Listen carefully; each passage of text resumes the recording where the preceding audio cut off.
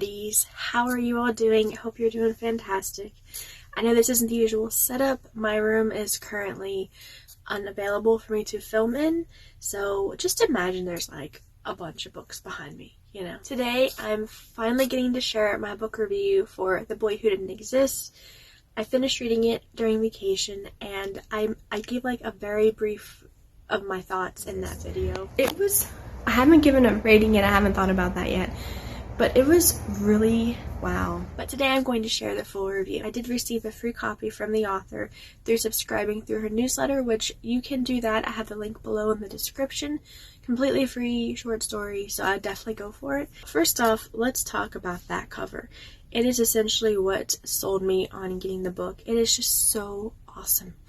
Out of all the covers that I have helped reveal, because this was a cover reveal I did, this is easy one of my top 5 favorites that I've seen. It's just so awesome, and it just really matches the book's mood overall because it has that kind of fantastical. It's a very unique story, and I think the cover just really coincides with that. The next point I want to mention is the writing in general.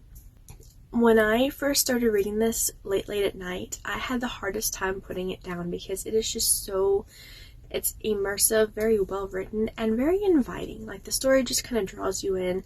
I had a hard time sitting it down that first night. It took me 4 days to finish. Part of that was during our Galveston road trip, which was really fun. I don't know, finishing a book during vacation when you're on the road just makes the entire experience, I don't know, more exciting or memorable. I don't know. So that's just like added bonus. And the whole concept and plot of the story is super interesting. It's a retelling of The Invisible Man, which I haven't read that yet. It is on my TBR. So this was very unique in like all aspects for me. In a nutshell, it's about this boy whose name is John, and he's born invisible, so he's basically like a ghost living in his own home. It does take place during World War II, but it's like a steampunk version where like there's lots of like robotic stuff and technical stuff. And John ends up running away from home when 2 soldiers come to his house and basically want to use him in the war, and he doesn't want to be involved in that. And so he's basically on the run from everybody. So it was really interesting.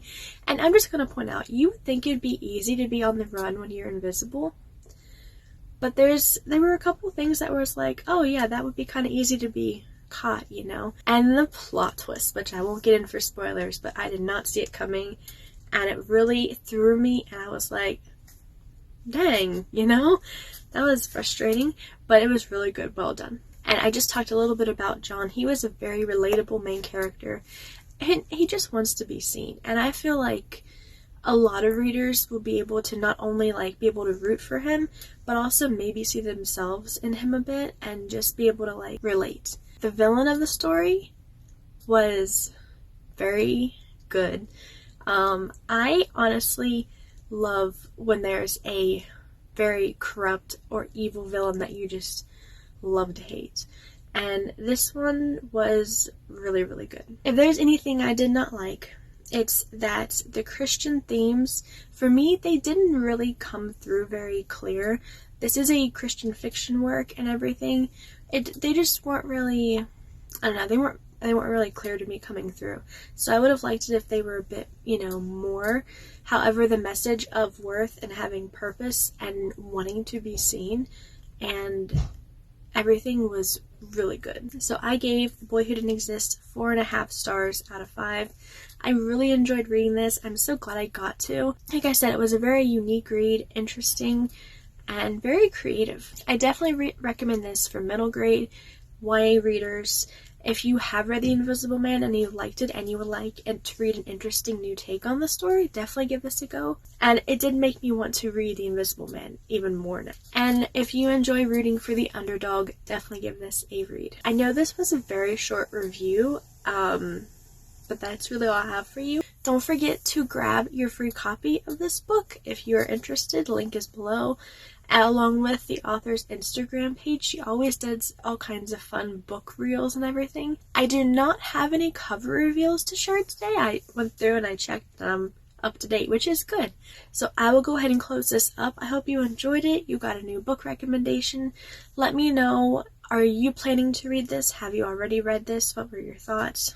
And when it comes to retellings, what is your favorite either fairy tale or classic that of a retelling to read, if that makes sense? I love fairy tale retellings. I think one of my favorites in general, just the fairy tale, Peter Pan, The Little Mermaid. Robin Hood's fun, honestly. I haven't read a ton of retellings. I have a bunch on my Kindle that I need to read because I'm really excited to explore more of those and see new takes on the classics. So I'm excited. So let me know what is your favorite, and I will go ahead and close up. Thank you for watching.